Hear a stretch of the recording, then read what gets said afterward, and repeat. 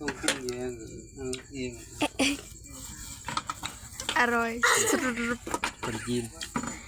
ว้ายเยอะ จุ่มรุม แล้วก็มาเบิ่งนี่สภาพเบิ่งคนจะเพื่ออย่างโอ้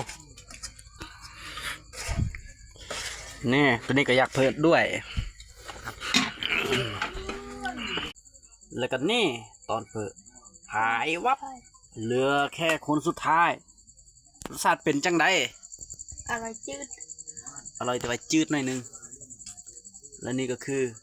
เชียงเอียดแล้วก็สุดท้ายก็ยังเหลือไอ้งั่งขอกินด้วย